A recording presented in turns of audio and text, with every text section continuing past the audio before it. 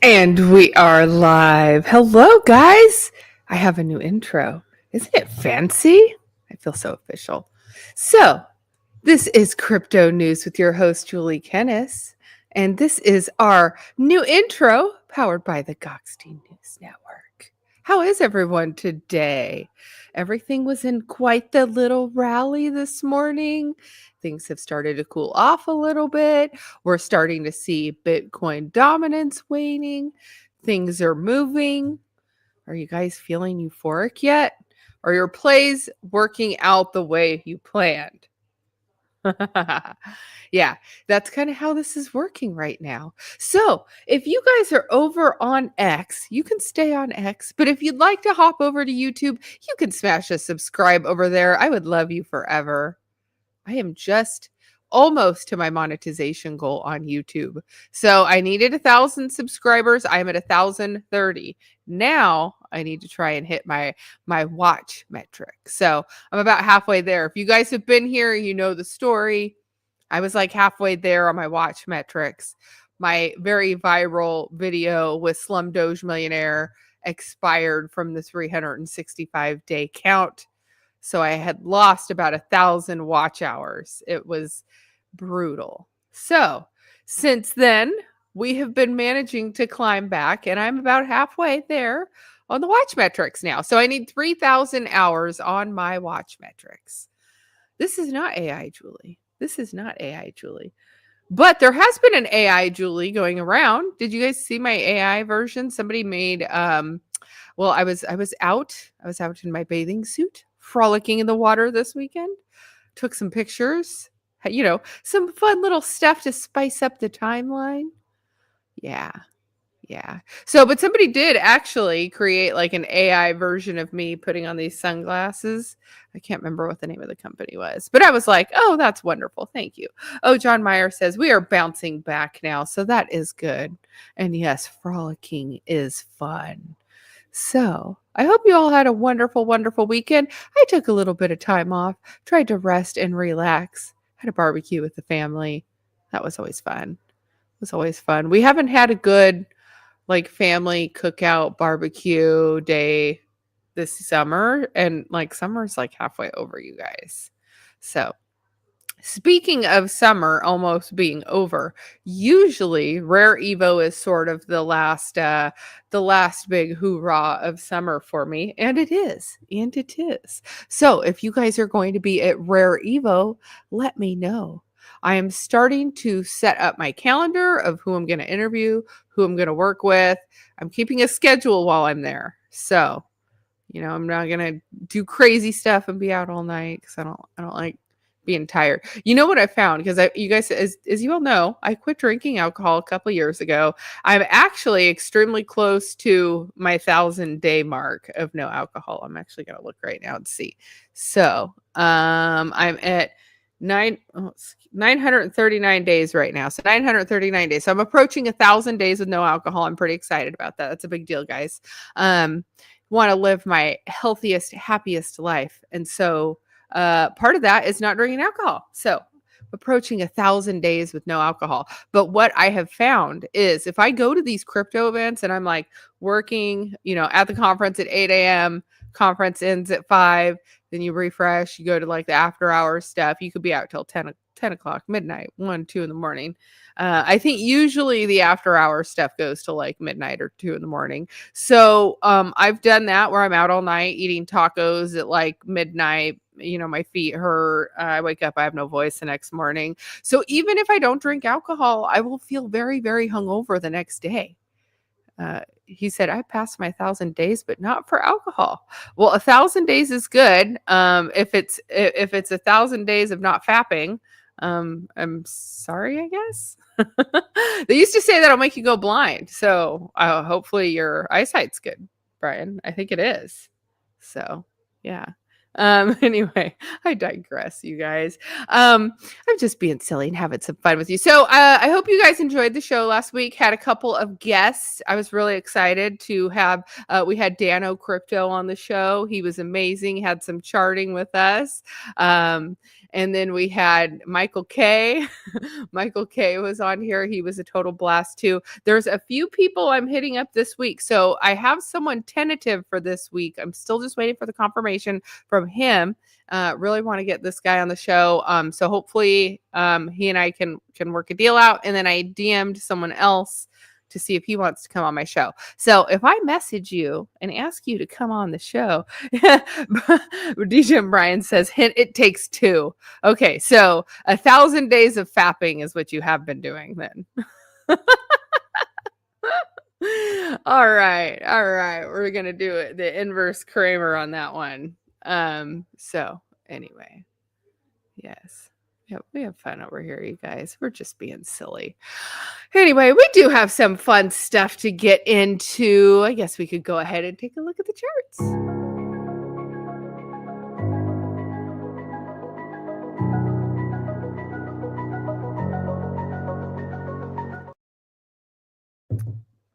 All right, you guys, my intro, let me tell you, having some issues because StreamYard will only let me upload 200 MBs of video. And so it's fine on some stuff, right? Like it's fine on some stuff. Because I don't really need 200 megabytes of something like this.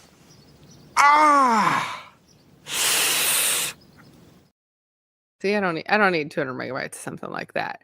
But if it comes to, let's see here, when it comes to like a video like this,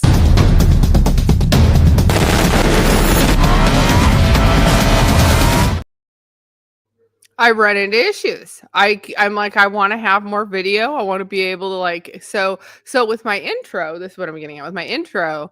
I had to shave it down. It's supposed to be a little longer, and I had to shave off some of the start and some of the end and bring it in and tighten it up. And so I only get 200 megabytes of movie. So I'm kind of struggling, trying to decide if I stay with StreamYard or if I try a new streaming service. So anyway, and then after talking to Dano uses Restream, and Restream has some really cool features on it. So here I am thinking I'm getting myself all dialed in, all figured out. And people have better toys than me. So, all right, let's take a look at the chart, though. Here we've got Bitcoin. We're just a little volatile, but just bouncing in between this channel. Ever since we've had a little bit of loss on Bitcoin dominance, you can see here, we're just stuck in this channel below 120, but above 117, 116 range. We're just staying stuck here in this little channel. So while we have been in this channel on Bitcoin, we've had a nice little run here on ETH, and we're starting to see a lot more movement on ETH. ETF inflows on ETH, things like that are starting to show that we're starting to have a little bit more bullish momentum. Plus, when we start to talk about where we were last cycle on ETH, and I've always been calling this our laggard of the cycle, well, it's starting to wake up. We're sitting around the 3,800 range. If you were here last cycle, we sat around 4,000 and went all the way up. I think like the 4,800, I think, was our all-time high. So here's where we're at. We're just about $900, about $1,000 below where we were all-time high. So it's not really looking like a laggard anymore. And we start to see a little bit of waking up on Solana as well. Look at this nice little pop-up. So while it had been stuck around the 160, 175 range, we have started to come alive here. We moved up to 180, and then boom, we've had this nice little jump up. We're now in the 190, 195 range. So things are looking really good. And it looks like we're starting to get a little bit of consolidation up here around 195, but it did go way overbought. So it's looking like we're starting to have a little bit of liquidity inflows back into Solana. Now, as you guys know, we had a lot of stuff last week. We had the signing of the Genius Act. We have all of the stuff moving forward with stable coins and crypto regulations. So we'll talk a little bit more about that, but we're starting to see things come awaken here. And on their list of things of coins that have matured, we're looking at Bitcoin, we're looking at Ethereum, we're looking at Cardano. Solana was not listed on there. It says likely, but that it hasn't. So let's take a look at Chainlink. Chainlink, it touched all the way up to $20 had a little bit of a retrace. It's at 19. So I actually this morning was watching Altcoin Daily had an interview with Sergey. It was really good. He was talking about stuff going on in the White House, what it was like to be there in the room next to Donald Trump as he had signed that bill into law. He actually has one of, I guess there was 10 pins. He signed with these pins. There was 10 pins. They were all given out, just these 10 that were used to sign this bill into law. So he has this pin. It's really cool. If you get a chance, go over to Altcoin Daily, check out that little piece that he put out. It was really good. It was really interesting to hear him speak in the way that he felt like this was going to be the full digitalization of the US dollar. So let's go ahead and take a look at Litecoin. You guys love to hate Litecoin, this Dino coin. It has not only been well above 100, but it is sitting at 116. It went all the way up to 122. So this one has really roared back to life, if you will, as a Dino coin. And Dogecoin, it is at 27 cents, did go up to 28 cents, and starting to see people get really bullish on Dogecoin again, which is super fun. Oh, we got angel numbers over here. Cardano, look at that, 0.8886. So love that. So, but it's still below $1. And yes, Dano Crypto, I was listening to his space earlier. And yeah, he was kind of feeling the same as me. We bought in high last time. If you bought in high on Cardano, and here's what's funny is I was listening to Dano Crypto talk about his position on Cardano, and he actually average price on Cardano was 60 cents, and he was upset about it. He was upset about Cardano, but Cardano, if you guys remember, went all the way well past $3. So he just missed his exit. So what's funny is if his average price was 60 cents, I said in the comments, hey, well, now you're up in profit because we're sitting at 88 cents right now, you guys. So Shiba Inu, I think we're going to start to see a little bit of movement back into this chart. I do. Guys, my friend, she's a big holder of Shiba Inu. So I'm thinking it's got to come back for her. So, all right, let's drop that down there. And let's see what's going on in the chat. Got 100 people watching. If you guys can, share this stream out. Let's get some more people in here. I'll say hello to my peeps in the chat, though. I'm going to go to the top. Let's see. Mike Vollmer was first. Mike, congratulations for being first. And thank you for being such a wonderful human. And DJ and Brian, you were number 2. Blocky, hello, Blocky. I've been popping into your streams, and I just have not been chatting, but I have been popping in there. John Legend, hello, the legend himself, and he's been popping over to David Gokhshtein's spaces, and that makes me excited. I love seeing when people go over to there.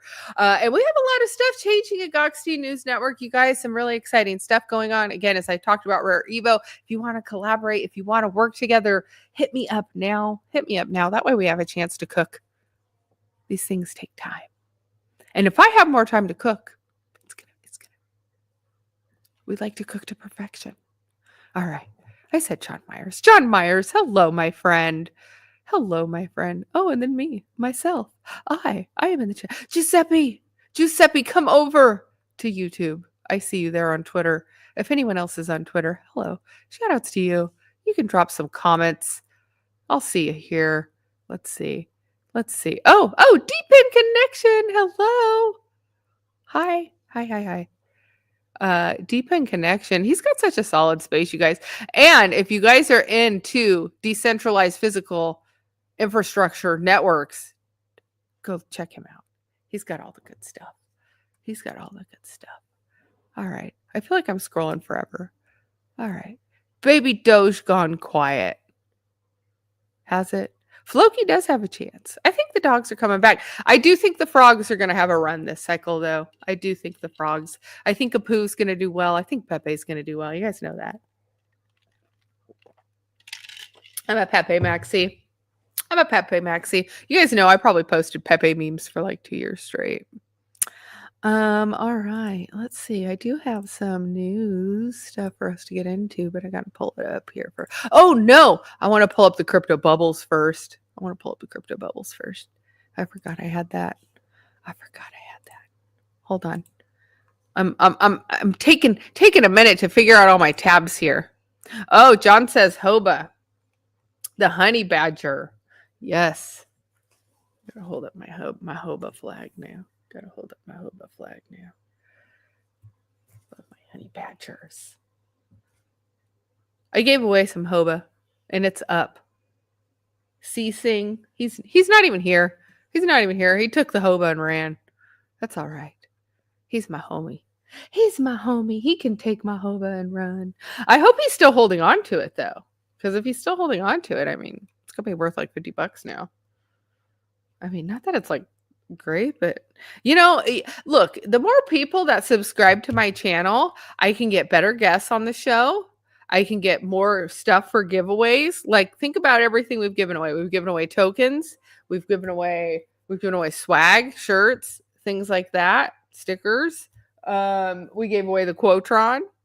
Like, you guys should subscribe. The more people we get in here, the more good stuff we got going on. All right, so we're taking a look at the crypto bubbles right now.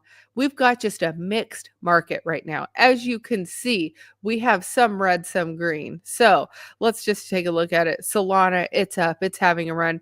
Pingu, it is up. It's having a run also. Let's see what's it at. 3 cents. It's at 3 cents. If you were not in Pingu and you have a lot of faith in this, it could be a good one to play on this cycle. I have no Pingu.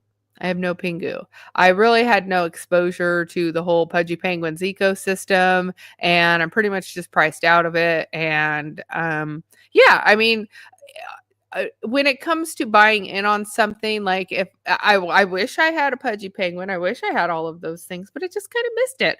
And so if I go buy in on Pingu now, it's just not going to be enough.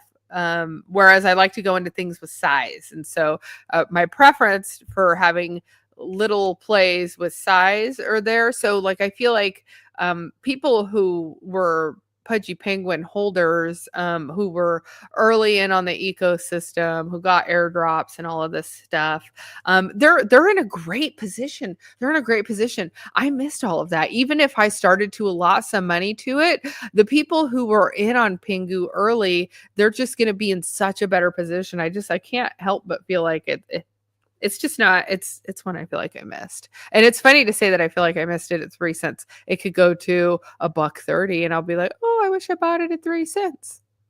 It happens. SPX is one that's had quite a bit of a rally. You could have had it at 3 cents. You could have had it at 0.005, like some people, or less. It went way down, 0.001, I think, at one point. But it is up. It is up to like, went above $2. It could still be above $2. I don't even know. But I do hold some. I got in. And that was one that I felt like I got in late on. But here's the difference. SPX, if you look at the chart, you can see the movement in it. And it has these just violent upswings. Pingu, you look at the chart, there's no violent upswing.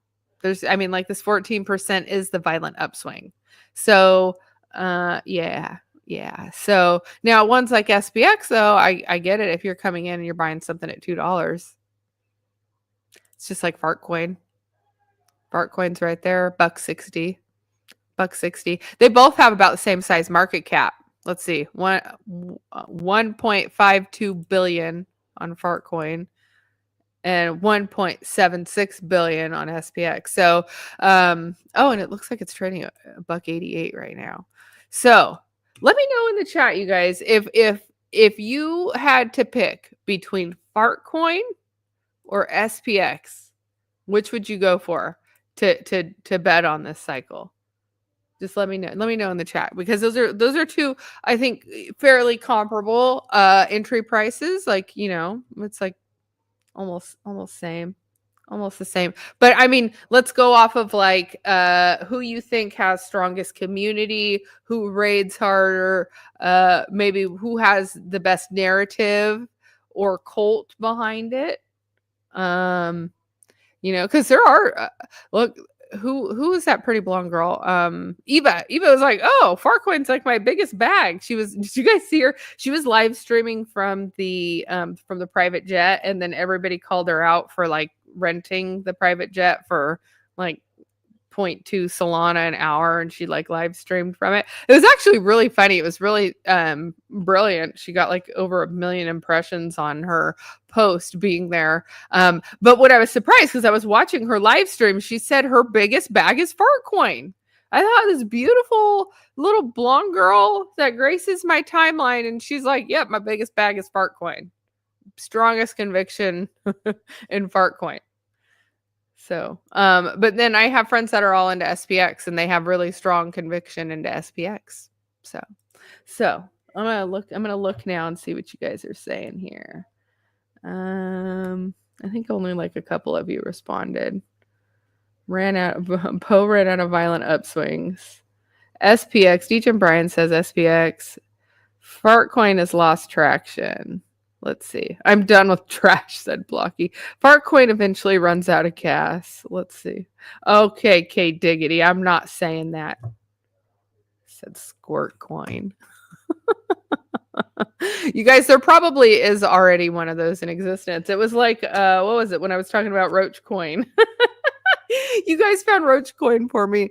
I lost on it. It's all good. We do that. All right, let's hop over here to the 1 to 200s, because I know my dog is over here just waiting for my dog to move. Let's see. Hex up 10%. I don't see dog anywhere in here. What is B? Build on. Build on. Is that $500 million market cap? Never seen this coin before. I don't even see dog on here, which means it's not doing anything big or small. MOG is down 5%. Yeah. Yeah. Oh, there's dog. I see dog. Dog's down 5% also. We cannot break above this level. I'm starting to. I'm getting. I believe in this play so wholeheartedly that I refuse to sell any of it before the thesis plays out. And I know the thesis is moving. But we can't break above 0.005. I feel like we need another major centralized exchange to list dog to start to get more movement on it. I don't know how a community that's as strong as it is, people are constantly posting about it. Some of the biggest crypto, I don't want to call them influencers, but the people who are really into crypto and buy crypto and understand the fundamentals, they all buy dog and they believe in it. And so I can't help but believe that it's going to happen for us. So it's going to happen for us. All right. I am going to move on here. Let's see. I think it moved straight to the next article, but that's okay. That's okay. We'll move into the news. So, looking over at Cointelegraph, stablecoin or CBDC? Tether's latest freeze adds fuel to the decentralization debate. So, following its latest freeze of nearly 86,000 in stolen USDT, Tether's enforcement capabilities are again in the spotlight. Guys, I don't even know why people are upset about this anymore, because this is literally what the stablecoin legislation was. So, Tether, issuer of the world's largest stablecoin, said on Sunday it had froze $85,877 in USDT tied to stolen funds, acting in collaboration with law enforcement. The move has reignited debate over the role of centralized stablecoin issuers in enforcing crypto compliance. The freeze, while relatively minor compared to other such actions by Tether, adds to the company's growing record of interventions. Tether says it's froze nearly $2.5 billion in USDT linked to illicit activities and has blocked more than 2,090 wallets in cooperation with global authorities. So, stablecoins are a powerful enforcement tool. Unlike truly decentralized, censorship-resistant cryptocurrencies such as Bitcoin and Ethereum, where no single entity can block or reverse transactions, Tether and other stablecoin issuers can freeze USDT and their respective stablecoins at the smart contract level. This centralized control lets stablecoin issuers quickly respond to hacks, scams, and regulatory pressure. In Tether's case, it has translated into some of the largest asset freezes in crypto's history. In November of 23, Tether froze nearly 225 million USDT from a wallet addresses linked to a Southeast Asian human trafficking romance scam network called pig butchering scheme. So it's one that I am very, very familiar with. The action was carried out in collaboration with OKX and US law enforcement, including the Department of Justice and the Secret Service. So this pig butchering scheme was very, very big last cycle. I anticipate it will continue this cycle as well.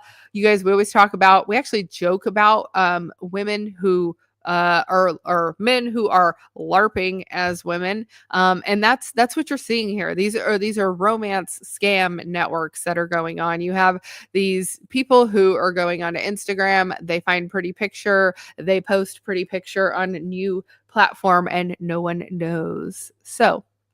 And look, you could, in theory, just be slightly off in the name and like make it look super similar. And there are more and more people who are falling for this type of stuff. So you have to be super careful because this stuff is going to start to come out. If you guys missed last week's episode with Michael K from Wallet Guard, aka Consensus, he goes over how to keep yourself safe, not click any links that you shouldn't be, things like that. So. In June of 25, Tether took aim at 112 wallets holding roughly 700 million USDT across the Tron and Ethereum blockchains. The funds were tied to Iranian-linked entities, and the freeze was seen as part of a broader effort to enforce U.S. sanctions amid rising geopolitical tensions. So, guys, we already knew this was stuff that was going to be happening in terms of what we were going to be seeing with cryptocurrency going forward, with all of the legislation that was being signed into law. We had to, in order for the US government to mass adopt cryptocurrency, these regulations were put into place. USDT has clawbacks. This was known. USDC has clawbacks. We also have multiple other stablecoins that are looking to launch, such as Bank of America, such as Citibank.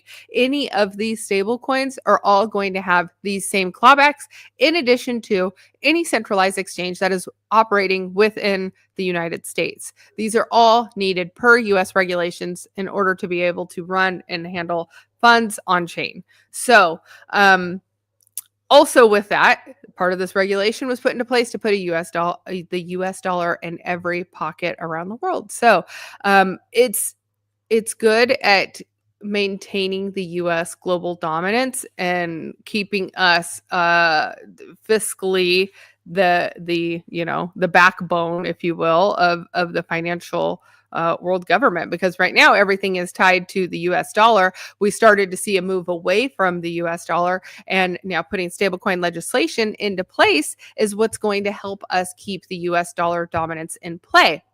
Okay, so now in going forward with that, we had a really big week. We had crypto week. We had things signed into law. There were things that we have talked about that have not been talked about because we needed to address stablecoin, Genius Act, the Clarity Act, all of those good things. So do not forget that the initial tee off of this was actually Cynthia Loomis at Bitcoin Conference saying, I am proposing a Bitcoin strategic reserve.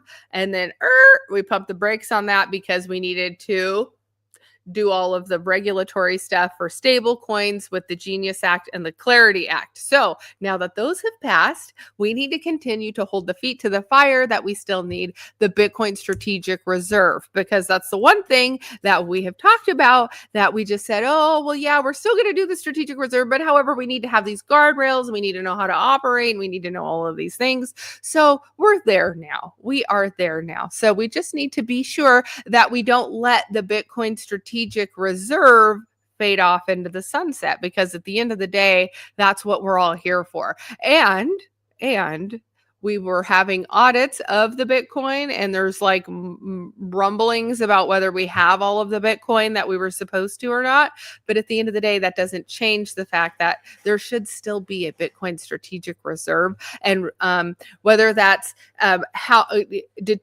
defining how much that we have in that strategic reserve and are going to hold on to for however long duration of time, there needs to be rules and regulations put around the Bitcoin strategic reserve now. So what all it goes back to for me is, like, I really see if the US government does a lot of money to a Bitcoin strategic reserve.